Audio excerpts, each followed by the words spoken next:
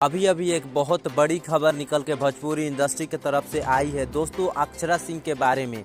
Akshara Singh Bhojpuri industry का आन बान शान है। वो एक बहुत बड़ी हीरोइनी है भोजपुरी इंडस्ट्री में और लगभग हर एक हीरो के साथ काम कर चुकी हैं और बहुत अच्छा हिट जो है गाना दे चुकी हैं। जैसे कि त्रिशा और मधु का जो पॉर्न वीडियो वायरल हुआ था, ऐसे ही अक्षरा सिंह का खबर निकल के आ रहा है कि अक्षरा सिंह का जो है पॉर्न वीडियो जो है गंदा वीडियो जो है वो वायरल हुआ है। दोस्तों इस बात में कितनी सच्चाई है, इस बात को आज हम इस वीडियो में बताने वाले हैं। तो दोस्तों आप लोग को बता दें कि अक्षरा सिंह को आप जानते ही होंगे, पवन सिंह के साथ उनका हर बार टक्कर चलते रहता है और इस बार पानी पानी गाना को लेकर भी उन दोनों के बीच में विवाद हुआ है।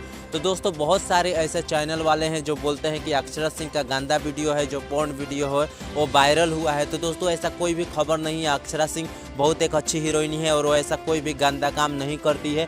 भोजपुरी इंडस्ट्री का इज्जत मर्यादा को वो जानती है, अपने घर की इज्जत मर्यादा को वो कायम रखती है। ऐसा कोई भी गंदा वीडियो जो है वायरल नहीं हुआ है।